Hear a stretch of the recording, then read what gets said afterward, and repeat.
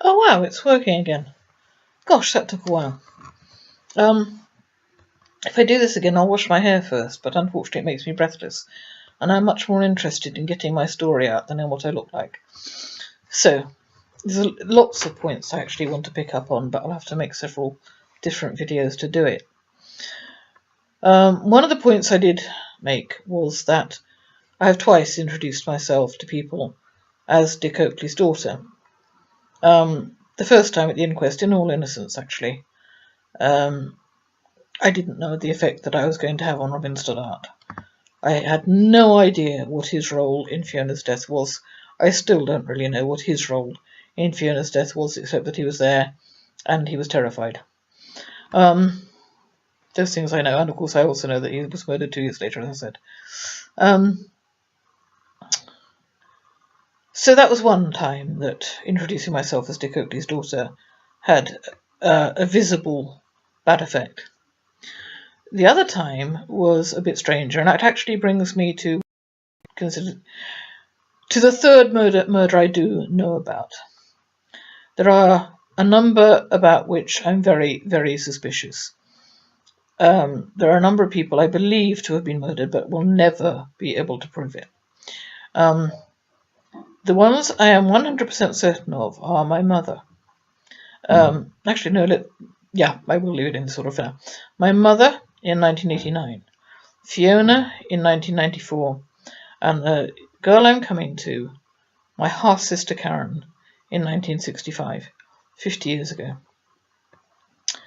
And what brings me to this, actually, it all started because I was looking for Karen in 1998, which is now 17 years ago. I was looking for her.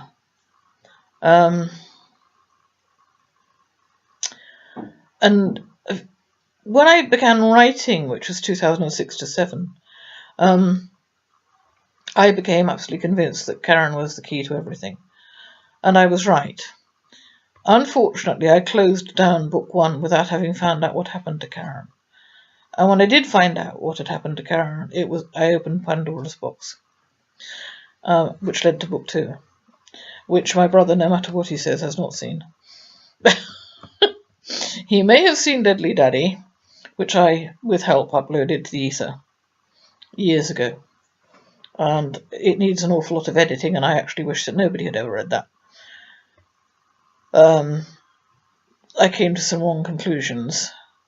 And if you do that, it potentially undermines the entire book. So I wanted to edit that, and of course add book 2, which I called The Robin Code. Anyway, after 11 years of not finding Karen, despite incredibly intensive research, and something I wouldn't have thought I would have missed, but apparently I had, I went to her mother's address. No, let me go backwards. I'm sorry.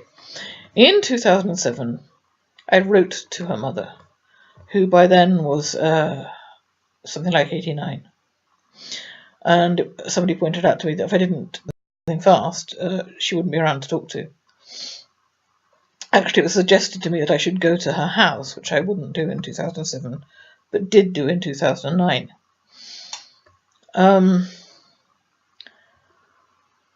Okay, my whole point here. Enid, Karen's mother, my father's wife, probably the only legitimate wife he ever had, which is to say, the only one who wasn't bigamous or fraudulent. Enid, Karen's mother, lived at 88 Sixth Cross Road, Twickenham.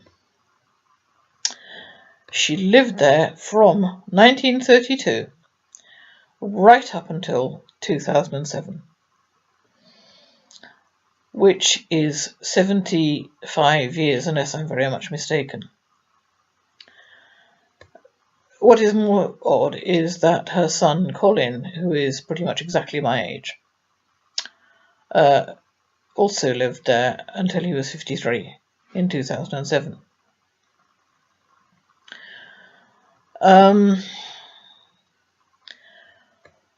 I wrote to Enid, and I did exactly the same thing. I said, I'm Dick Oakley's daughter, and please, please, please tell me what happened to Karen. I had found nothing, ever. No death entry, no marriage, no nothing, no emigration, no absolutely nothing on Karen at that point. And I'd completed the book Deadly Daddy without finding that, which was a terrible mistake. Anyway, I wrote that letter, got no response. And a very short time later, I wrote a second letter. Still very polite and, trying to be as tactful as I could. When I went to the house in 2009, I never got a response to either letter. When I went to the house in 2009, the neighbours told me that the house had lain empty throughout 2008. And the second letter I wrote was not received by Enid, because Enid had left, and so had her son. In fact, between the first and second letter, after 75 years' residence, Enid had left the house, according to the neighbours. I spoke to the neighbours on both sides, within 48 hours. Instead of putting the house on the market, she'd put it into the hands of a property developer with instructions to gut it. The property developer had received my second letter and stopped work because he became afraid he might find a corpse in the course of his work. Well, nothing of that kind happened as far as I'm aware. The neighbours were incredibly helpful. I should have been a reporter. They didn't, I said that I was the half-sister of Karen Ann, which, as far as I'm aware, is the truth. And I wanted to know what would happen to her, and they were incredibly cooperative. I'll call her the neighbour to the right-hand side as you face the house. Her name is Yoda.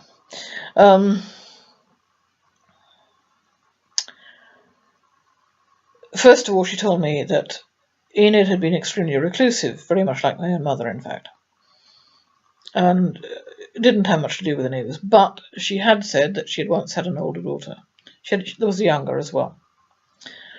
And that daughter had died, Yoda thought, between the ages of 16 and 18, in, Yoda said, a bike or a car crash. Now that hit me like a ton of bricks, because my father had told me the same thing, but I had discarded what he said. He was such a liar. He had also said that Karen died, only he'd said when she was about 20, in a bike or a car crash. So exactly the same words were used by my father and the neighbour who was presumably repeating, who said she was repeating what Karen's mother had said. This one's going to go on too long.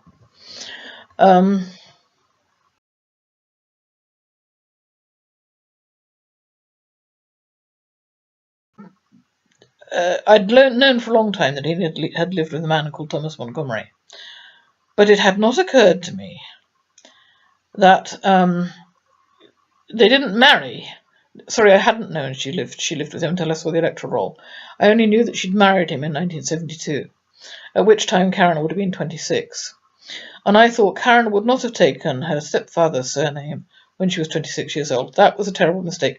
I can't believe I didn't take 5 minutes out just to check that, given the number of hours and hours, hundreds of hours I did put in. Anyway, I went to Kew Archives and found the death entry almost instantly. And 1 week, exactly. Now, that's that. Well, it's not quite that. The neighbour on the left-hand side, an Indian gentleman whose name I forget, said that Enid had been put into the car and left there for several hours while the younger daughter went inside and eventually came out with 4 pictures. I don't know what they were, but for some reason I assumed that perhaps they were photographs of Karen. He said this old woman was left in the car for a number of hours, staring at the house, and he said he would not have treated his worst enemy like that. He was really angry on her behalf. So the neighbours were incredibly helpful, but the point I was trying to make there was that I wrote and said I was Dick Oakley's daughter, and after living there for 75 years, immediately after that letter, Enid and her son left the house. Okay.